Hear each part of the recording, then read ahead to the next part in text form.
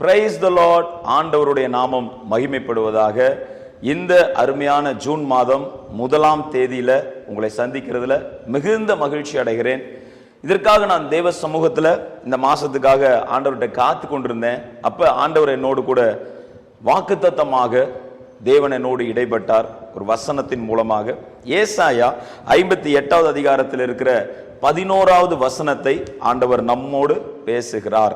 பாத்தீங்கன்னா ஏசாயா 58:11, கர்த்தர் நித்தமும் உன்னை நடத்தி மகா வறட்சியான காலங்களில் உன் ஆத்துமாவை திருப்தியாக்கி. என்ன செய்யறாரு? கர்த்தர் நித்தமும் நம்மை நடத்துகிறார். மகா வறட்சியான காலங்களிலே நம்முடைய ஆத்துமாவை திருப்தியாக்குகிறார். ரெண்டாவது, உன் எலும்புகளை நினமுள்ளதாக்குகிறார். ஒரு ஹீலிங்க ஆண்டவர் இந்த மாசம் கொடுக்க போகிறார். இன்னைக்கு சுகவீனமா இந்த வீடியோவை பார்த்துட்டு இருக்கிறீங்களா? ஒரு பலவீனத்தோட இந்த வீடியோவை பார்த்துட்டு இருக்கிறீங்களா? இல்ல ஒரு பயங்கரமான ஒரு பிரஷர் என் சிந்தனைக்குள்ள இருக்குது, என்ன பண்றதுன்னு தெரியாத ஒரு கன்ஃபியூஷன்ல இருக்கிற பிரதர்னு பார்த்துட்டு இருக்கிறீங்களா? ஆண்டவர் உங்களோடு இடைபடுகிறார். பிரியமானவர்களே, உன் எலும்புகளை ஆண்டவர் நினமுள்ளதாக்குவார். உனக்குள்ள அவர் சுகமளிக்கிற வல்லமையை கொண்டு வந்து வைப்பார். நீங்கள் பரிபூர்ண சுகமடைவீர்கள். ஆமென். பாத்தீங்கன்னா சாது சுந்தர் சிங் ஒரு மிகப்பெரிய ஒரு ஊழியக்காரர். சாது சுந்தர் சிங் அடிக்கடி பரலோக ராஜ்யத்துக்கு போய் ஆண்டவரை தரிசித்து கொண்டு வந்தவர். அப்ப அவரு ஆத்துமாவை குறித்து பேசும்போது ஒரு அழகான ஒரு காரியத்தை சொன்னது என்னுடைய சிந்தனைக்குள்ள வருகிறது. பாத்தீங்கன்னா இந்த பூமியிலிருந்து எடுக்கப்படுகிறதான வைரம், அந்த வைரம் எடுக்கப்படும் பொழுது எப்படி இருக்கும்? ரொம்ப கருப்பா இருக்கும். அதுல ஃபுல்லா என்ன இருக்கும்? கார்பன் அதுல அப்படியே சுத்தி இருக்கும். சோ அந்த வைரத்துல இருக்கிற அந்த கரி எல்லாம் வெளியே எடுத்துட்டா அந்த வைரத்தை சூரிய வெளிச்சத்துல காண்பிக்கும் பொழுது அந்த வைரம் சூரிய வெளிச்சத்தில் அப்படியே பிரகாசிக்கும். சூப்பரான ஒரு லைட் என்ன செய்யும்? வெளிப்படுத்தும். ஆனா அதே வைரம் பட்டை தீட்டாத வைரமா மண்ணுக்குள்ள எடுத்து அதே வெளியே எடுத்து காமிக்கும் போது ஃபுல்லா கருப்பா இருக்கும். அது எந்த வெளிச்சத்தையும் கொடுக்காத ஒரு பாத்திரமா தான் அது இருக்கும். அப்ப இயேசு கிறிஸ்துவின் இடத்தில் வரும் பொழுது நம் மனம் திரும்பி அவரை விசுவாசிக்கும் பொழுது, அவருடைய வார்த்தைகளை விசுவாசிக்கும் பொழுது நம்முடைய இருதயம், நம்மளுடைய ஆத்மா, நம்மளுடைய ஆவி பிரகாசிக்கிறதா இருக்கிறது. ஆண்டவர் நம்மை பிரகாசிக்க பண்ணுகிற தேவன். இதே மனம் திரும்பாத பட்சத்துல என்னதான் வைரமா இருந்தாலும் நமக்குள்ள ஒரு ஆத்மா இருந்தாலும் அது பிரகாசிக்காது. பிரியமானவர்களே, வெளிச்சம் கொடுக்கிற சூரியன்ட்ட பிரச்சனை இல்லை, அந்த கரி நெருப்பை வச்சிட்டு இருக்கிற நம்ம கிட்ட தான் பிரச்சனை. எனவே இன்னைக்கு ஆண்டவரிடத்துல நாம் மனம் திரும்பி அவரை நோக்கி பார்க்கும் பொழுது ஆண்டவர் உங்களுக்குள்ள வைத்திருக்கிற சாயலை அவர் பிரகாசிக்க பண்ணுவார். Amen. You will illuminate God's light to the world. இந்த உலகத்திற்கு கர்த்தருடைய வெளிச்சத்தை கொடுக்கக்கூடிய பாத்திரங்களாக ஆண்டவர் தாமே உங்களை பயன்படுத்துவார். ஹல்லேலூயா. பாத்தீங்கன்னா யோவான் 7வது அதிகாரம் 37வது வசனம் 38வது வசனத்துல சொல்லியிருப்பார், ஒருவன் தாகமாய் இருந்தால் அவன் என்னிடத்தில் வர கடவன். If one who is thirsty, let him come to me. ஆண்டவர் இடத்துல வரும்பொழுதுதான் நம்முடைய ஆத்தும தாகம் என்ன ஆகிறது? தீர்க்கப்படுகிறது. நம்முடைய ஆத்தும தாகத்தை தீர்க்கிறவர் நம்முடைய ஆண்டவராகிய இயேசு கிறிஸ்துவாய் இருக்கிறார். எஸ், அஃப்கோர்ஸ், என்னுடைய 23 வருடங்கள், என்னுடைய 23வது வயசுல ஆண்டவராகிய இயேசு கிறிஸ்துவை சொந்த ரட்சகராய் ஏற்றுக்கொண்டேன். ஆனா அந்த 23 வருஷத்துக்கு முன்னாடி பல விதமான ஸ்ட்ரகிள்ஸ்குள்ள நான் போயிருக்கிறேன். ஒரு ஆத்மால ஒரு சாட்டிஸ்ஃபேக்ஷனே இருக்காது. நான் பண்ணாத முயற்சியே கிடையாது உலகத்துல. எனக்குள்ள ஒரு இம்பர்ஃபெக்ஷன், ஒரு தேடல். அந்த தேடலை ஏதேதோ காரியத்துல செலுத்தி கொண்டே இருந்தோம். ஆனா அந்த தேடல் எதுலையுமே நிவர்த்தி செய்யப்படலை. ஆனா ஆண்டவராகிய இயேசு கிறிஸ்துவின் இடத்தில் வரும் பொழுது நம்முடைய தேடலுக்கு ஒரு பதிலாய் இருக்கிறது. நம்முடைய ஆத்துமா அவருக்குள் திருப்தி அடைகிறது. ஆமா, உண்டாக்குன கடவுள் தாங்க ஆத்துமாவை திருப்தி செய்ய முடியும். இந்த உலகத்தின் பொருள் நம்மளை உண்டாக்கல, எந்த கல்லும் மண்ணும் நம்மளை உருவாக்கல. அதனால இந்த உலகத்தின் காரியம் எதுவுமே நம்மளை என்ன செய்யாது? திருப்தியாக்காது. உலகத்தின் மிருகங்கள் எதுவும் நம்மளை திருப்தியாக்காது. ஆனா நம்ம திருப்தியாக்குகிறவர் ஆண்டவராகிய இயேசு கிறிஸ்து மாத்திரமே. எரேமியா 31வது அதிகாரத்தில் இருக்கிற 11வது வசனத்தை பார்த்தீங்கன்னா இருக்கும். எரேமியா 31வது அதிகாரத்தில் இருக்கிற 11வது வசனத்தை பார்த்தீங்கன்னா, கர்த்தர் யாக்கோபை மீட்டு அவனிலும் பலத்தவனுடைய கைக்கு அவனை நீக்கலாக்கி விடுவிக்கிறார். நம்மளை விட ஸ்ட்ராங்கா எவ்வளவு பெரிய ஆள் நம்மளோட மோதினாலும் சரி, கர்த்தர் உங்க கூட இருந்தார்னா எந்த ஃபோர்ஸும் உங்களை ஜெயிக்க முடியாது. நம்ம எதிரியை ஏன் தெரியுமா கர்த்தர் ஸ்ட்ராங் ஆகுறாரு? அவர் ஸ்ட்ராங்கானவர்ங்கிறத நம்மளை காண்பிக்கிறார். ஹல்லேலூயா. என்னைக்குமே ஒரு பெரிய ஆளோட போரிட வைப்பார் நம்மள. அப்ப நம்ம ஒன்றும் பயப்பட வேண்டியதில்லை. கர்த்தர் நம் பட்சத்தில் இருக்கிறாருங்கிற பொழுது மொத்த உலகமே எதிர்த்தாலும் கர்த்தர் நம்மை ஜெயிக்க பண்ணுகிறவராக இருக்கிறார். ஹல்லேலூயா. இந்த வேர்ல்டு பார்த்தீங்கன்னா எப்போ அழிவான், எப்போ விழுவான், எப்போ தோத்து போவான், இவன் எப்போ ஒன்றும் இல்லாமல் போவான், அதை தான் அவங்க எண்ணமா இருக்கும். ஒருத்தர் நல்லா இருக்கட்டும், மேலே வளரட்டும் சொல்லி இந்த உலக சிந்தை இருக்கிறவர்கள் நினைக்க மாட்டார்கள். ஆனால் கர்த்தர் என்ன செய்வாரு? நம்மை மீட்டு கொண்டு நம்மை பலவானுடைய கைக்கு நம்மை விடுவித்து நம்மை காத்து கொள்ளுகிறார். பாருங்க 12 இருக்கு, அவர்கள் வந்து சியோனின் உச்சியில் கெம்பீரித்து, சியோனுடைய உச்சியில் என்ன செய்வாங்க? கெம்பீரிப்பார்கள். அதுதான் நம் தேவனுடைய திருச்சபை. ஆண்டவருடைய ராஜ்யத்துக்குள்ள வரும் பொழுது நம்முடைய ஆத்துமாவை கெம்பீரிக்க பண்ணுகிற தேவனாய் இருக்கிறார். ஆமென். கர்த்தர் அருளும் கோதுமை, திராட்சரசம், எண்ணெய், ஆட்டுக்குட்டிகள், பாருங்க, ஆத்துமாக்களை தருவாரு, அபிஷேகத்தை தருவாரு, திராட்சரசத்தை தருவாரு, கோதுமைகள், உலகத்துக்கு தேவையான ஆசீர்வாதங்கள் எல்லாத்தையும் கர்த்தர் நிச்சயமா கொடுப்பார் அவரை தேடும் பொழுது. மற்றும் கன்றுக்குட்டிகள் என்பவைகளாகிய இந்த நன்மைகளுக்கு ஓடி வருவார்கள். அவர்களுடைய ஆத்துமா நீர்ப்பாய்ச்சலான தோட்டம் போல் இருக்கும். அவர்கள் இனி தோய்ந்து போவதில்லை. ஆமென். சோர்ந்து போக விடமாட்டார். ஆவியானவர் நமக்குள்ள இருக்கும் பொழுது நம்ம எந்த காலத்திலும் எந்த சூழ்நிலையிலும் நம்ம என்ன செய்ய விடமாட்டாரு? சோர்ந்து போக விடமாட்டார். ஆமென். ஹல்லேலூயா. அடுத்து பாத்தீங்கன்னா கர்த்தர் நம்மை நடத்துகிறார். யார கர்த்தர் நடத்துறாரு அப்படிங்கறது பாத்தீங்கன்னா சங்கீதம் 25வது சங்கீதம் 9வது வசனத்துல இருக்கும். சாந்த குணம் உள்ளவர்களை கர்த்தர் வழி நடத்துவார் என்று சொல்லி I will take and read the verse. அந்த வசனத்தை உங்களுக்காக வாசித்து காண்பிக்கிறேன். சங்கீதம் 25வது அதிகாரத்தில் இருக்கிற 9வது வசனம் பாருங்க. சாந்த குணம் உள்ளவர்களை நியாயத்திலே நடத்தி சாந்த குணம் உள்ளவர்களுக்கு தமது வழியை போதிக்கிறார். நான் எப்படி இருந்தனோ அப்படிதான் இருப்பேன். என்ன நான் மாத்திக்கொள்ள மாட்டேன். நான் ஒரு முரடானா நான் முரட்டுத்தனமா தான் இருப்பேன். நான் ஸ்டபனா தான் இருப்பேன். கடின இருதயம் உள்ளவனா தான் இருப்பேன். அப்படிப்பட்ட இருதயம் உள்ளவர்களை ஆண்டவரால் வழி நடத்த முடியாது. எப்ப ஒருவன் மனம் திரும்பி தன்னை தாழ்த்தி கொண்டு ஆண்டவரிடத்துல வந்து காத்திருக்கிறானோ அந்த மனிதனை ஆண்டவர் நடத்துவார். சாந்த குணம் உள்ளவர்களை நடத்துவார். எனவே எதுவும் நீங்க மாமிசத்துல ட்ரை பண்ண வேண்டாம். பொறுமையா உட்காருங்க. ஆண்டவரே உங்களை என்ன செய்வார்? அழகா நடத்துவார். நீங்க ஆண்டவர் பாருங்க, பரிசேயர்கள் வராங்க, சதுசேயர்கள் வந்து அவரை எத்தனை சோதிக்கிறாங்க சொல்லுங்க. ரோமருக்கு வரி கொடுக்கலாமா வேண்டாமா, இந்த விபச்சார ஸ்திரீ அடிச்சு சாகடிக்கலாமா, எல்லாம் அவருக்கு பிரச்சனை கொடுக்கிற கேள்விகள். அப்ப ஆண்டவர் என்ன சொன்னாரு? நான் யாரு தெரியுமா? தேவனுடைய குமாரன். ஆண்டவருடைய வார்த்தை எங்கிட்டயே, நான் தேவனா இருந்த ஆதியில வார்த்தை இருந்து அந்த வார்த்தை தேவனா இருந்தது, நான் யாருன்னு தெரியாம நீ என்கிட்ட வந்து பேசுறீங்களான்னு சொல்லி ஆண்டவர் அந்த இடத்துல எமோஷனை காமிக்கல. அதுக்கு பதிலா சாந்தமாய் பதிலளிக்கிறார். அவர்கள் எதிர்பேச முடியாத அளவுக்கு ஆண்டவர் பதில் கொடுக்கிறார். அதுதான் அந்த சாந்தமான ஆவியில் இருக்கிற ஒரு ஸ்பெஷாலிட்டி. ஆமென். எனவே ஆண்டவர் நமக்குள்ள ஒரு சாந்த குணம் இருக்க வேண்டும் என்று விரும்புகிறவராய் இருக்கிறார். ஆமென். ஹல்லேலூயா. ஓகே. சகல ஆசீர்வாதங்களை நம்மை கொடுத்து நம்மை ஆசீர்வதிக்கிறவர் நம்முடைய தேவனாகிய கர்த்தர். நீங்க உன்னத பாட்டு 4வது அதிகாரத்தில் இருக்கிற 12வது வசனத்தை வாசிங்கன்னா இருக்கும். உன்னத பாட்டு 4வது அதிகாரத்தில் இருக்கிற 12வது வசனத்தை வாசிங்கன்னா, என் சகோதரியே, என் மணவாளியே. ஆண்டவர் உங்களை பார்த்தா சொல்றார். ஆவிக்குரிய மணவாளனாகிய இரட்சகர் நம்மை மணவாளியாய் தேர்ந்தெடுத்திருக்கிறார். சபையாகிய மணவாட்டியை நம்மை தேர்ந்தெடுத்திருக்கிறார். என் சகோதரியே, என் மணவாளியே, நீ அடைக்கப்பட்ட தோட்டமும், என்ன பண்றார்? நம்மள அடைக்கப்பட்ட தோட்டமா வைத்திருக்கிறார். சத்ரு உட்புகுந்து சேதப்படுத்தாதபடி கர்த்தர் நம்முடைய தோட்டத்தை வேலியடைத்து பாதுகாக்கிறவராய் இருக்கிறார். அப்புறம் பாத்தீங்கன்னா மறைவில் கட்டப்பட்ட நீரூற்று. மறைவில் கட்டப்பட்ட நீரூற்று. கர்த்தர் தம்முடைய பிள்ளைகளை நடத்துகிற விதத்தை யாராலையும் புரிஞ்சிக்கவே முடியாது.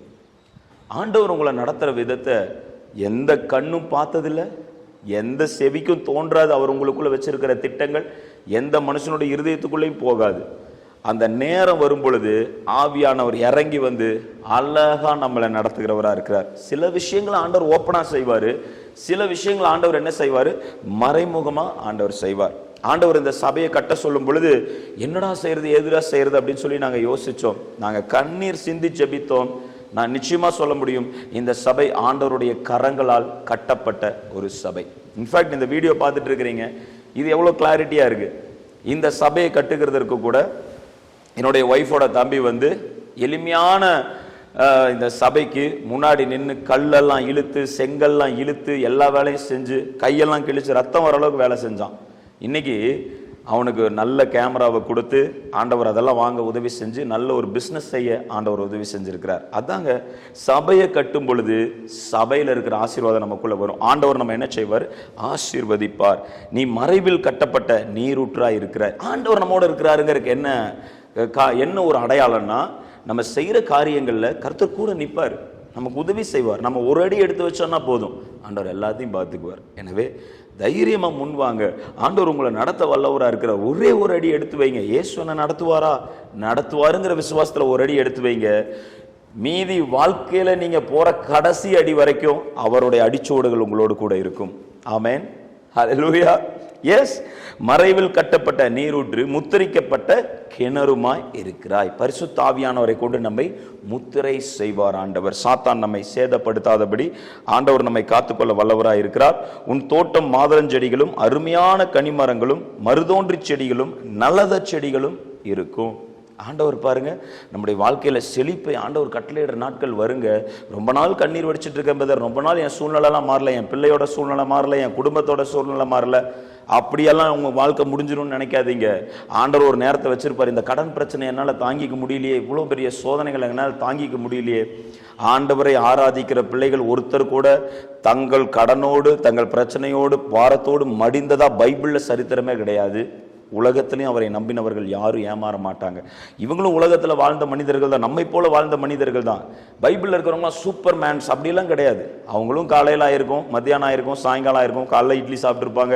என்னென்ன நம்மலாம் சாப்பிட்றோமோ, இந்த காலத்தில் நம்ம என்ன சாப்பிட்றோமோ அந்த காலத்தில் என்ன உணவோ அதை அவங்க சாப்பிட்டு வாழ்ந்திருப்பாங்க. ஆனால் அவர்களுக்கு கொடுக்கப்பட்ட நேரத்தில் அவர்கள் கர்த்தரை தேடினார்கள். ஹல்லேலூயா. அதனால் ஜெயம் எடுத்தார்கள். எனவே இந்த காலத்தையும் நேரத்தையும் பிரயோஜனப்படுத்தி கர்த்தரை தேடுங்கள், கர்த்தர் உங்களை ஆசீர்வதிப்பார். 15வது வசனத்தில் இருக்கும், தோட்டங்களுக்கு நீரூற்றும் ஜீவ தண்ணீரின் துறவும் லிபனோனில் இருக்கிற ஓடி வரும் வாய்க்கால்களும் உண்டாயிருக்கும். எனவே ஆசீர்வாதங்கள் எங்கிருந்து வரும், எப்படி வரும்? You cannot tell how the blessing will come to the God's people. He has a new way.